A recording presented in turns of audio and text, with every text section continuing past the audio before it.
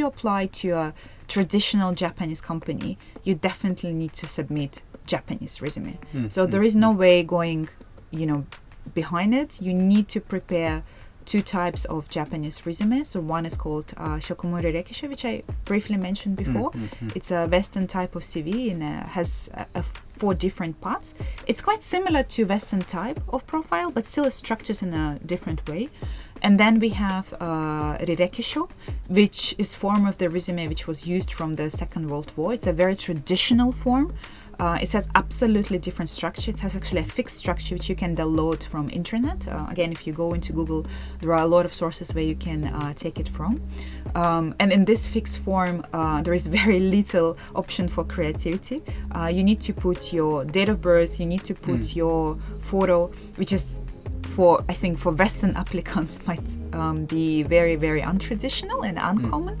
But yes, this is, I think, the basic things which you first really need to consider, because if you want to apply to a big Japanese multinational company and you submit your English resume, I don't think that your application will be successful.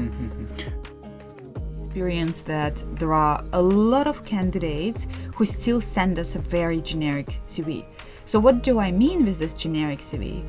So as to give you an example, you have a specific job in Philip Morris Japan. You wanted to apply for this job, right?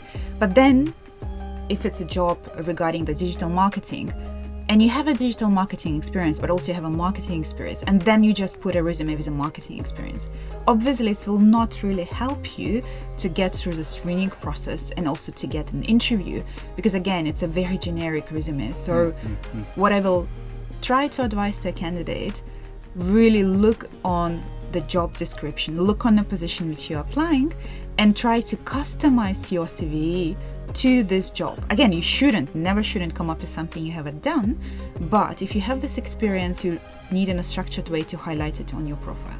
It's almost like as a candidate, you would need to really dissect and analyze the job description, come up with all the most important keywords that are relevant to what you've done. Exactly.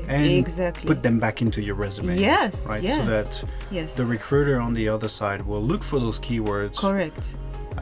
Before they decide whether or not they want to meet the candidate, right? Correct. That's how I did it before. Yeah, that's how it should be, because I think, look, every job is specific. It's different. And many candidates don't want to take time, so they send this generic resumes, especially if they apply to many different roles, which I understand, it saves time. But again, if they really want to have a higher success in their application, if they want to increase this application success rate, they need to customize the CV.